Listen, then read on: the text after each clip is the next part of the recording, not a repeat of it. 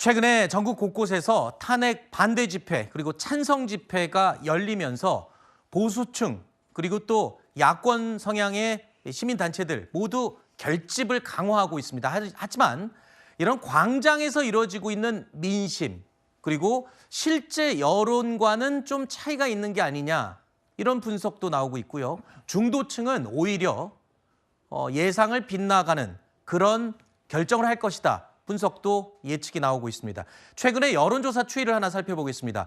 중도층의 정권 교체 요구 목소리가 우세한 가운데 그 격차가 조금씩 벌어지고 있는 추세를 볼 수가 있습니다.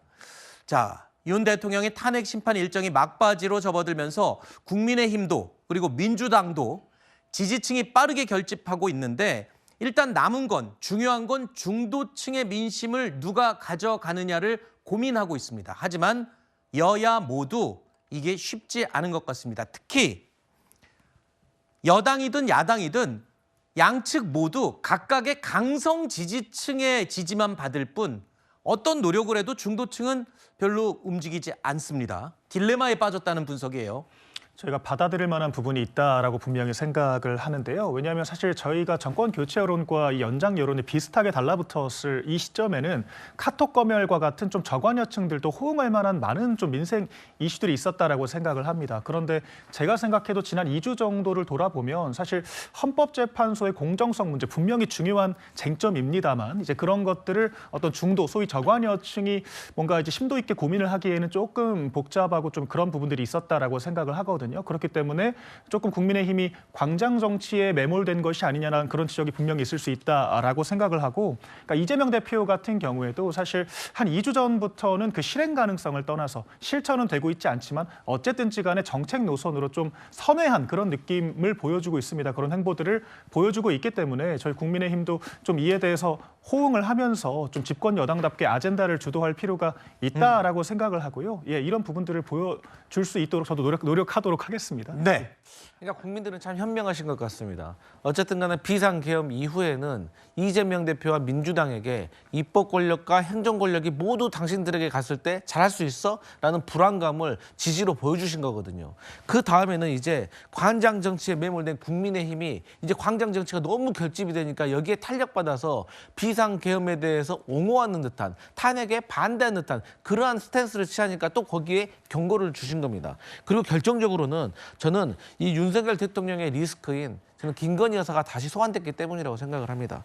그러니까 지금 김봉식 전 서울경찰청장도 비상계엄을 한 이유가 대통령의 개인사 같다. 그러니까 국민들은 그럼 김건희 여사를 또 떠올리게 되는 것이고 또 조태용 국정원장도 김건희 여사와 계엄 전날 문자를 주고받았는데 그 문자 내용이 기억이 안 난다는 겁니다. 마지막으로 명태균 씨가 또 이제 김건희 여사와 관련된 녹취와 관련된 녹취는 아니고 복기록이라고 하죠. 이런 것들을 계속해서 공개하면서 네. 김건희 여사가 소환됐기 때문에 또 중도층이 이탈한 것이다. 그렇게 평가됩니다. 네.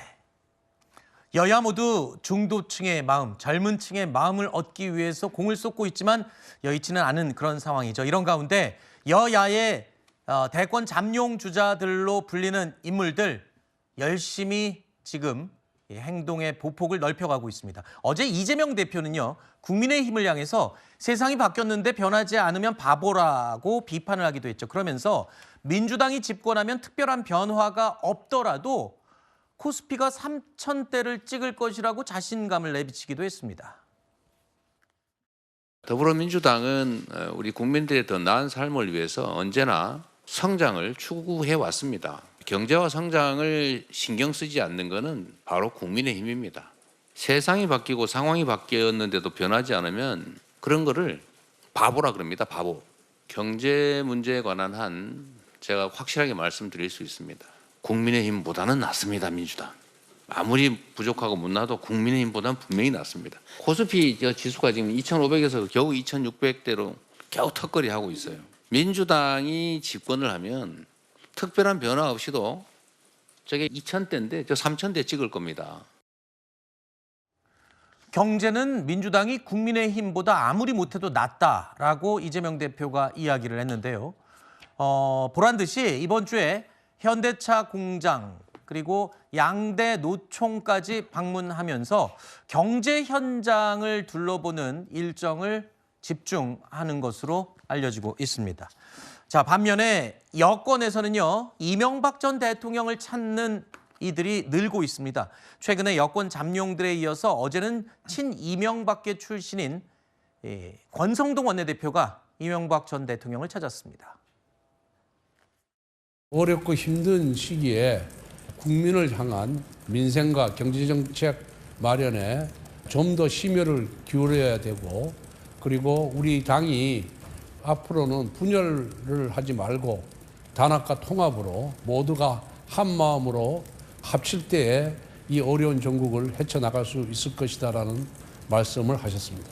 탄핵 심판 진행 과정에 대해서는 별다른 말씀이 없었습니다. 근데 얼마 전에 김문수 장관이 MB를 찾았고요. 홍준표 대구시장도 MB를 찾았습니다. 그리고 권성동 원내대표까지. 왜 이렇게 이명박 전 대통령을 여권 인사들이 줄줄이 이어서 찾는 건가요? 네.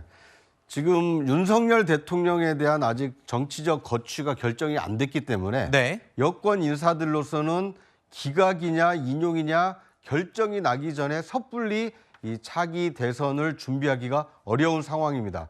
하지만 차기 대선에서 과연 국민들이 바라는 것이 무엇이냐라고 생각했을 때 선진국 문턱에서 어떻게 하면 이 선진국을 유지할 수 있을 것이냐, 이거에 대한 국민들의 여망이 크다라는 걸 알고 있고, 그것을 이룬 과거의 사례 중에 하나가 이명박 대통령 재임 시절 아니겠느냐. 근데 이렇게 해석을 해볼 수가 있습니다. 왜냐하면 이명박 대통령이 취임했을 때 여러 가지 논란이 있었습니다만 글로벌 금융 위기 상황에서도 한국이 미국과 일본과 통화 수합을 체결함으로써 금융을 안정시켰고, 그리고 그 원전을 수출함으로써 한국의 어떤 국부를 늘렸고, 네. 그리고 자원 외교를 통해서 한국의 에너지 수급을 안정적으로 이끌었다. 그래서 국민의 삶을 유지시키고 향상시키는데 기여했다. 이제 이렇게 생각하는 여당 지지층이 많고 중도층에서도 그렇게 인정하는 시각이 있다 보니까 이명박 네. 대통령의 잘한 점을